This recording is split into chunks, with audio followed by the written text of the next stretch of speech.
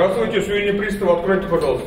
Время платить настало и для Ленара Валиева. Он один из 30 тысяч должников по алиментам по всей республике. От первого брака осталось 2 детей. Его долг перевалил уже за 200 тысяч рублей. 10 тысяч я должен платить ежемесячно. С какого года у вас начался этот отчет выплаты алиментов? Ой, я уже не помню. По закону неплательщики не могут выехать за рубеж, управлять транспортом и регистрировать имущество, пока не погасят долг. Нередко приходится вычитать его из зарплаты. Главное, чтобы удержание не превышало 70% от официального дохода. Официально трудоустроенные вообще не работают. Вообще не работает. В таком случае выход один – арест имущества. Пока приставы описали лишь телевизор. За год уже составили 1500 актов ареста имущества. Но у мужчины еще есть шанс его обжаловать. Явиться в органы он должен уже сегодня. В течение 10 дней у него есть время для обжалования, либо для самостоятельной реализации. То есть это значит, что он может оплатить, и имущество снимается с ареста.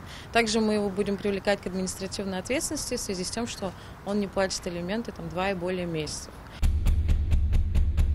А некоторые двери и вовсе не открывают и трубку не берут. В розыске по всей республике уже свыше 1000 неплательщиков. Больше половины должников нашли и привлекли к уголовной ответственности. Откройте, пожалуйста, нам нужен 86-я квартира, алиментчика забрать. Фарид Фагимович. Ой, не знаю, дверь закрыта, наверное?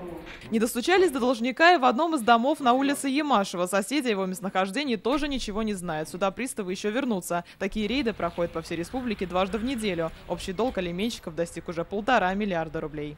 Юлия Муратова, Ильшат Мухаметов, ТНВ, Казань.